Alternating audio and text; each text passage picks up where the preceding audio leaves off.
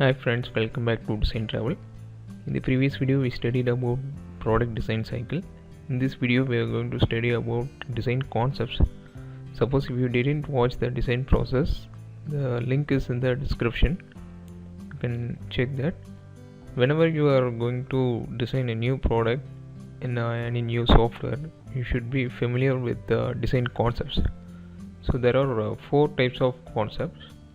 First one is solid modeling concept, second one is feature based concepts, third one is parametric concept, and fourth one is associativity concept.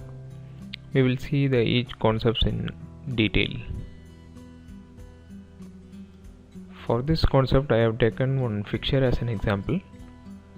In solid modeling concept, the first type is realistic view. It will be easy to communicate with the customer if you have a realistic product like this. You can also explain the whole assembly by showing the mechanism of this product. So this is the first type in solid modeling concept. Second type in solid modeling concept is mass, volume and center of gravity.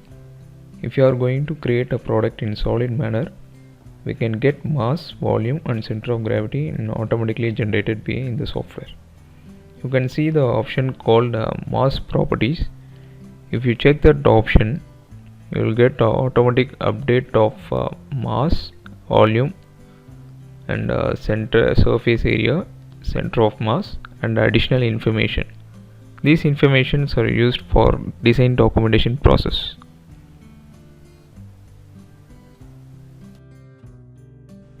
The third type in solid modeling concept is to check the interference of the assembly. In this option you can check the interference between the components, so whether your component will work or not, function or not, you can check before the production process. So you can see the color variation in this model. So this is the option to check the interference between the components. So each parametric software will have this option. So you can easily identify the error before the production stage itself.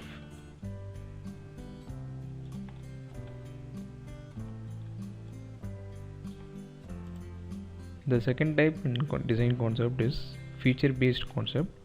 For this concept I am using this hum part as an example. I will open this part separately.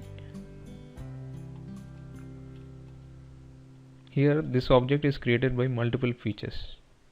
I will explain step by step features.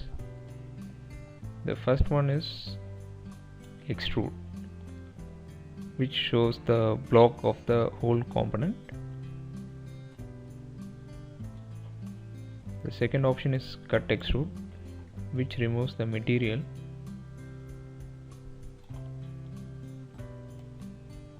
The third one is fillet, which gives the round shape to this component. And the fourth one is just adding a little bit of material to give the curve shape. And the final thing is the two holes. Okay. So the complex shape is created by adding simple features at a time. This is called feature based concept. The third type in design concept is parametric concept. For this example I am using this component. The name of this component is hold down bolt. Okay.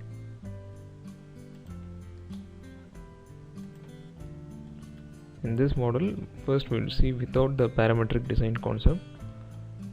For example, the customer requirement is to maintain this bottom head of this bolt. The shaft length should be changed. Okay. So just double click this one. I am going to change the overall length of this component to 100 to 120, then do rebuild. So you can see the bottom head is changing, right? So this is the customer requirement. So here the customer requirement fails. So this is without the parametric concept. Next one with parametric concept. Here I have changed the dimension from this top shaft to this one, the bolt head. that is 18.54. The previous figure, it will be showing some 81.54, this shaft height. So here if you change the dimension again from 100 to 120, create and rebuild, you can see only the shaft length is increasing. It is not affecting the bolt head, so it satisfies the customer requirement. So whenever you are creating a product from sketch level itself, you need to maintain the dimensions and constraints. This is the concept of parametric design. This is the final design concept, that is associativity concept. In most of the parametric software, these three interfaces are frequently used. You will see this concept in detail. For this concept, I will take this component as an example. Here I am going to change the dimension of this shaft from 130 to 150.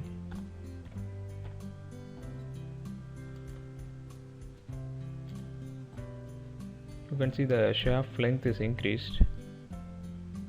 Now again check in the assembly interface. You can note down that increment in this shaft. It is automatically reflected in this assembly environment. Again the same in the drafting environment. You can also measure and see the dimension.